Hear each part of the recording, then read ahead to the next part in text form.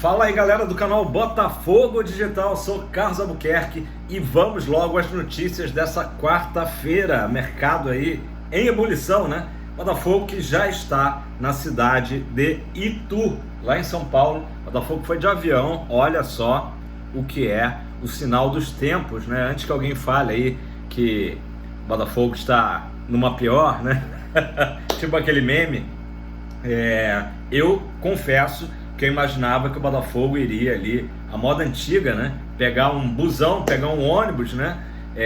Leito, naturalmente, com todo o conforto, e seguir para Itu. Mas não, o Botafogo viajou para São Paulo e depois sim pegou um ônibus até a cidade ali, que fica cerca de 90 quilômetros da capital de São Paulo. Pessoal, Vitor Cuesta, não está nem no meu roteiro, mas eu vou falar para vocês.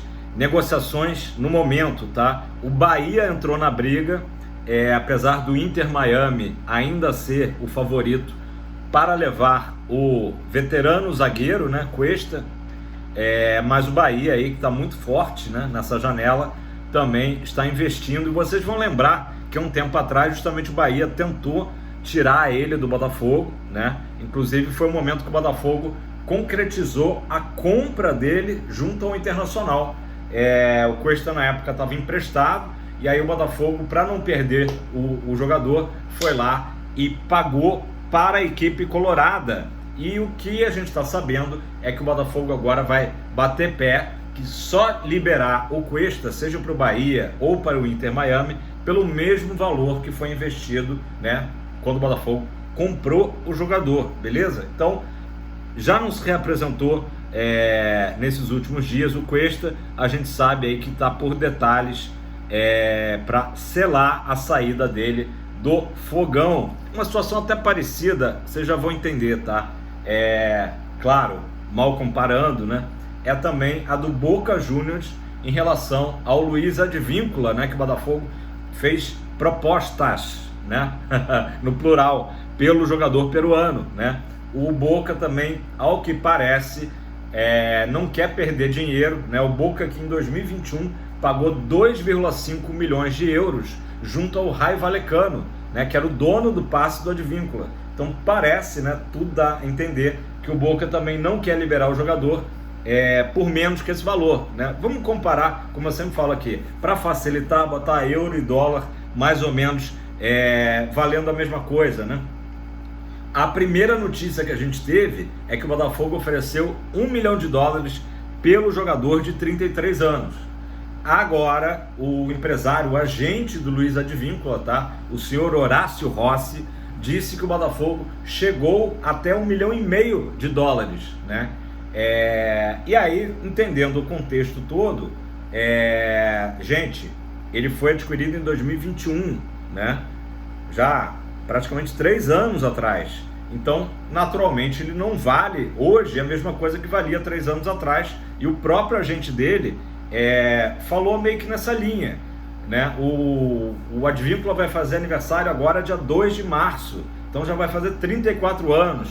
E o agente dele, na televisão argentina, ele deu uma entrevista ontem à noite, tá? Na TV dos Hermanos, né? A TIC, justamente falando que o jogador tem uma vida útil curta, né? E que naturalmente quem tem 33, quase 34, tem que pensar muito bem, né? Tem que pensar com responsabilidade sobre essa reta final de carreira, né? Segundo ele, o seu atleta, né, o Advíncula, ainda teria 3 anos em alto nível, foi o que ele botou. Claro, ele tem que defender, né, o jogador dele, né? Mas a gente sabe que o jogador 34, pode ser, hoje em dia, né, os jogadores têm uma vida útil, né, botando assim, um pouco maior. De qualquer forma, ele sabe que tem que defender os interesses do jogador, especialmente financeiramente. E o Botafogo fez uma proposta de salário, né, para ganhar muito mais do que ele ganha hoje no Boca Juniors. Então, no final das contas, resumindo as falas do senhor Horácio Rossi,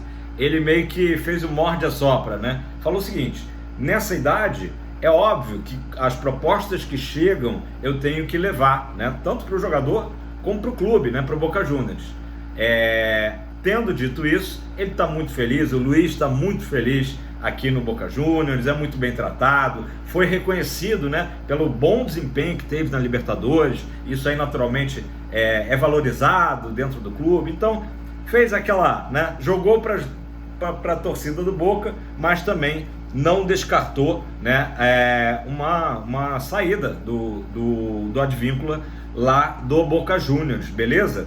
E até comentou, olha, faltam 10 meses de contrato, né, até o final do ano, um pouquinho mais de 10 meses, a gente não sentou ainda para ver renovação, pode ser que a gente nem sente com o próprio Riquelme, né, sente com algum outro diretor lá do Boca, mas tem que se pensar tudo isso, a questão de que o jogador não é mais um menino, né, então tem que ser provavelmente o último contrato, né, da vida dele, se for por 3 anos. Eu não sei dizer se o Botafogo ofereceu 3 anos de contrato, tá? Mas que seja 2 anos de contrato, é óbvio que ele está defendendo também o dele, né? O percentual dele, beleza? Então, basicamente, é isso que eu queria trazer para vocês aqui sobre Luiz Advíncula. E já é uma notícia de ontem, na verdade, né? Que eu falei que o Botafogo, depois do não do Riquelme, já estava pensando em outros nomes, né? Eu falei até do Wilson Manafá. O problema do Wilson Manafá é que ele está muito escanteado, né? Quer dizer, não vou dizer escanteado, que é muito forte, mas a reserva do Granada da Espanha, que é um dos piores times lá do campeonato espanhol, né? Da La Liga espanhola. Então, passa a ser também um pouco questionável, né? Eu vi até que o Depp comentando do número de jogos que o Manafá fez nas últimas temporadas, e foi sempre um número ali, 18 jogos, um número baixo, né? Então também seria um grande ponto de interrogação a vinda do Wilson Manafá, sobre até a condição física do jogador, né? Não digo nem técnica. O Advíncula eu acho que seria um bom nome, mas também não vejo como assim uma unanimidade para a posição, né? Mas essa informação aí nova, interessante, de que o Botafogo teria chegado até $1,5 milhão de dólares, né, de proposta aí ao Boca Juniors do chatão, né, que é o Riquelme. Foi um craque em campo, mas como dirigente, e a gente entende, né, que ele acabou de assumir o Boca Juniors como presidente, talvez esteja ali numa linha dura, né, para não ficar ali conhecido como um presidente que chegou já vendendo, né, boa parte do elenco, considerando, né, reiterando que o Boca não jogará a Libertadores agora de 2024, não conseguiu se classificar, impressionante, né? Não ganhou o título da Libertadores, que lhe daria a vaga imediata, né? E ficou de fora por ter tido uma performance ali de meio de tabela no campeonato argentino, beleza? Galera, o goleiro John Vitor e o Lucas Alter foram apresentados ontem no Newton Santos, aquela coisa tradicional, as perguntas são mais ou menos sempre as mesmas, né? As respostas, obviamente, também são sempre as mesmas. E o que a gente pode dizer que foi meio que o tema comum, né, dessa apresentação foi a natural comparação dos dois jogadores com Lucas Perry e Adrielson, né? Jogadores que também chegaram ao Botafogo sem um cartaz enorme, sob certa desconfiança, né? O Perry, vocês lembram, estava lá no Náutico, que estava fazendo uma campanha muito ruim, né? Por isso que também não dá para comparar, eu acabei de falar do Manafá lá no Granada, né? Mas enfim, e o Adrielson também chegou, assim, eu lembro quando ele foi apresentado, praticamente ninguém conhecia o jogador, e ficaram assim, Adrielson, quem é esse cara, né? E construíram, claro, uma história bonita dentro do Botafogo, final triste, mas construíram coisas boas ao ponto de serem convocados para a seleção. Então, tanto o John como o Lucas Alter foram bombardeados com perguntas, né, falando, poxa, e aí, vocês conseguem de repente repetir essa história, né, do Perry e do Adrielson, né? E aí os dois foram na linha ali de que a história deles, né, Perry e Adrielson, foi linda, mas que eles vieram para construir as suas próprias histórias, né? Tanto o Alter como o John falaram isso, e o próprio Mazuco também estava na apresentação, endossou essas palavras, né, dizendo que sim, acaba lembrando, né, o estilo dos jogadores e tal, mas não adianta a gente ficar ali o tempo todo com essa sombra, né, de Perry e Adrielson, até porque também no final, como eu falei antes, não foi um final legal, né? O Alter ainda exaltou muito a oportunidade de reencontrar o Thiago Nunes, né? Foi técnico dele, foi o técnico que subiu ele para o profissional lá no Furacão, né? E também elogiou muito a torcida do Botafogo, disse, poxa, eu tô louco para ter essa torcida ao meu favor, porque quando a gente jogou, né, inclusive ele faz um gol, né, aquele 1-1, quando ele jogou com o Goiás, né, no Nilton Santos, ele disse que não conseguia nem escutar os companheiros dele de campo falando de tanto que era o barulho que a torcida do Botafogo fazia incentivando o Fogão. Já o John, ele disse o seguinte, aspas para John Vitor, o clube vai vir muito forte esse ano, tomara que sim. E também teve aquela clássica pergunta que não sempre tem, né? Descreva aí as suas principais características, né? O cara não vai falar, poxa, eu saio mal do gol, né? Que aliás é uma crítica que já algumas pessoas fizeram ao John, né? Ele falou o seguinte, que ele é um goleiro muito rápido, joga bem com os pés, isso é importante, tem uma boa leitura do jogo e é muito participativo no jogo, ou seja, muito comunicativo, gosta de orientar a zaga, gosta de orientar o time, né? Isso aí eu já tinha meio que percebido, até comentei com vocês aqui num outro vídeo, né? Que é um goleiro com essas características. Depois falou que gosta de fazer grandes defesas. Qual é o goleiro que não gosta, né, de fazer grandes defesas? Então essa aí foi a análise, e ele ainda citou o histórico recente do Botafogo, né? Se fosse lá atrás poderia ter ido até o manga, né? Mas falou dos goleiros recentes que brilharam com a camisa do Botafogo, citou o Jefferson, citou o seu atual companheiro o Gatito Fernandes e citou naturalmente o Lucas Perry. Beleza, galera? Então boa sorte aí para eles nessa nova etapa aí, quem sabe aí repetem o sucesso até certo ponto de Lucas Perry e Adrielson, né? O Botafogo, galera, vou falar aqui já do assunto da thumb, tá? Não vou enrolar muito não. Ele agora declarou o que já se tinha uma boa ideia, né? Que não vai renovar com o Diego Costa, tá? Isso porque o Diego Costa fez algumas exigências que o Botafogo viu como impossíveis de bancar, né? A informação que chega, tá? É que o Diego Costa queria ter mais minutagem em campo, e aí não tem jeito, só se combinar com o Thiago Nunes. Óbvio que o Botafogo não vai botar isso ali na negociação e dizer, olha, não, você vai jogar mais esse ano do que jogou ano passado, né? Não tem como. Além disso, segundo o GE, ainda teria questões pessoais. Eu falei aqui da questão da família dele, tá na Europa, mas como também outro dia ele foi oferecido ao Corinthians, imagino que esse também não seja o problema maior, né? Segundo o GE, alguns problemas pessoais também dificultariam essa renovação. E aí a notícia que surpreende, tá? É que o Botafogo, por hora, tá? Vamos deixar bem claro, neste momento não deve ir buscar um centroavante, né? Que seria justamente para fazer sombra ao Tiquinho, né? E o que se imaginava era que o Botafogo traria, sim, um centroavante, mais ou menos como foi o Diego Costa, ou seja, um cara que botaria uma pressãozinha no Tiquinho, como o Diego Costa, apesar dos pesares, botou, né? O Tiquinho estava num momento ruim, né, no final do campeonato, também problemas também familiares, todo mundo já sabe, e o Diego Costa botou sim uma pressão, ao ponto de que muita gente na reta final sugeria o Diego Costa no lugar de Tiquinho. Então o Botafogo, surgiram alguns nomes nos últimos dias, a menos que o Botafogo esteja despistando a imprensa, tá? A informação não renova com o Diego e não busca ninguém para substituí-lo, tá? O Botafogo que acabou de vender o Erisson, né? Tudo bem, o Erisson não está na mesma prateleira do Diego Costa, óbvio, mas acho que valeria a pena ter segurado, mas tudo bem, agora já foi, e também foi um cascalho, né? Como diria o outro, que entrou no cofre do Fogão. E aí a notícia que mais surpreende, que é mais polêmica, é que o Botafogo, por hora, volto a dizer, neste momento, vai apostar, tá, num substituto, num reserva para o Tiquinho Soares, entre os jovens que ele tem no elenco. O Janderson, que é um jogador que me agrada, tá? Um jogador que me agrada. O Matheus Nascimento, que é um jogador que não aconteceu ainda no Botafogo e que eu temo um pouco pelo psicológico dele, né? Já não foi convocado agora para o pré-olímpico com o Ramon, ele que chegou a fazer treinamentos, enfim, acabou não convocado, até porque não joga, né? Não tem atuado, não dá nem para discutir a decisão do Ramon, né? E ainda o Valentim Adamo, jogador uruguaio, né? Que a gente lembra bem que não teve nenhuma oportunidade ano passado.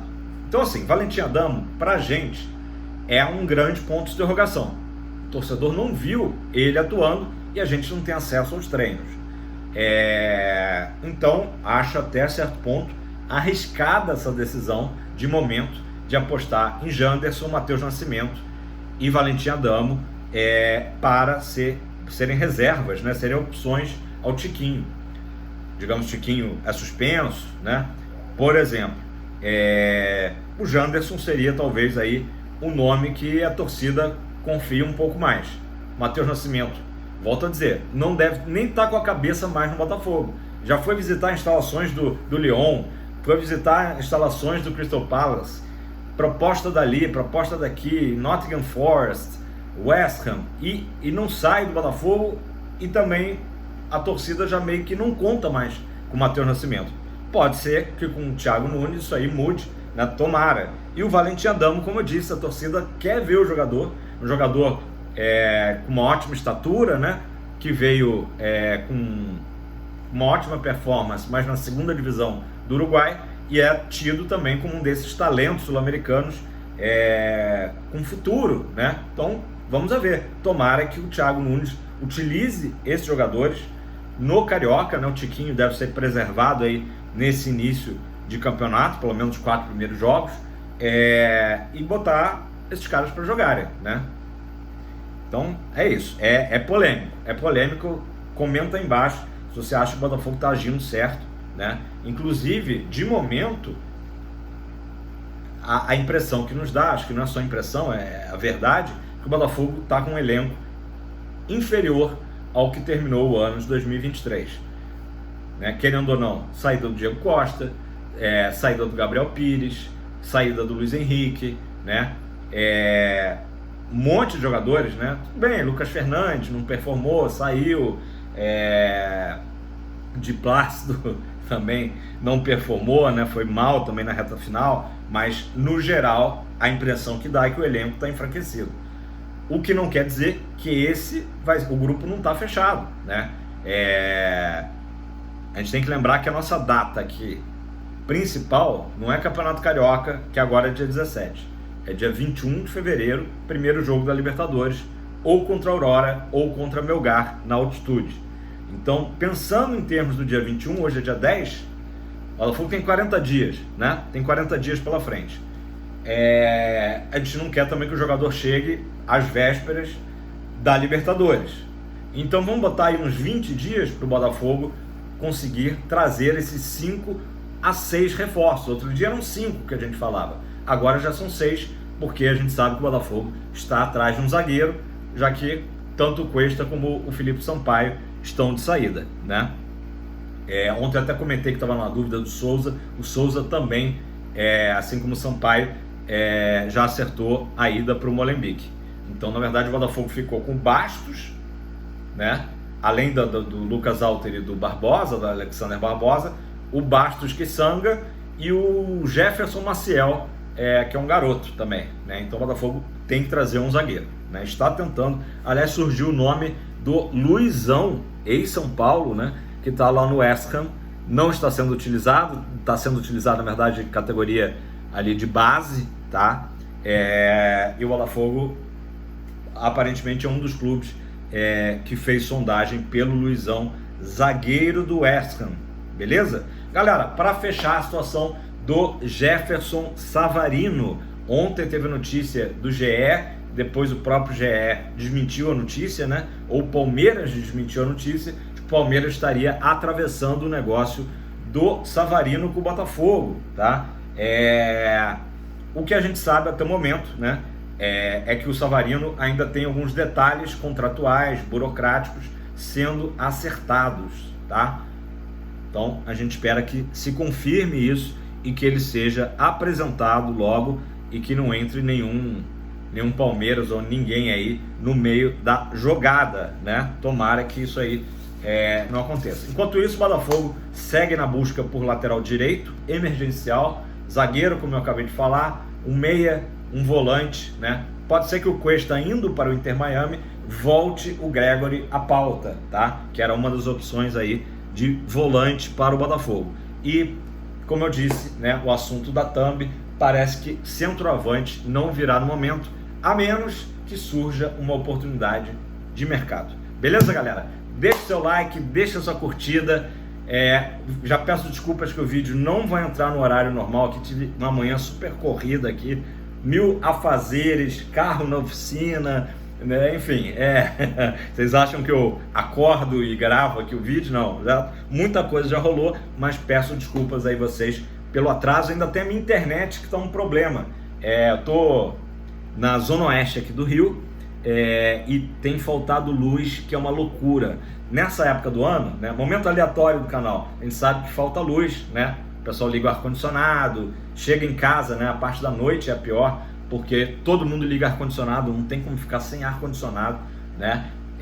E aí tem queda de luz. Nos últimos 3 dias, onde eu moro, não foi assim só uma queda, 2, foi assim uma sequência de 10.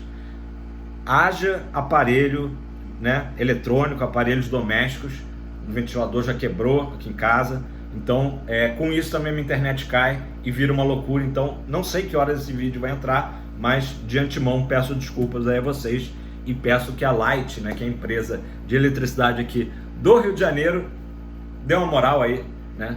Dessa vez não foi o gerador do Newton Santos o culpado, né? Mas a situação é parecida. Chega de apagão, beleza, pessoal? Dá aquela moral, dá aquele like, se inscreva no canal, compartilha esse vídeo e muito obrigado a todos vocês pelo canal, ó, sempre tá subindo, beleza? Vamos chegar logo a 7.000 inscritos. Abraço!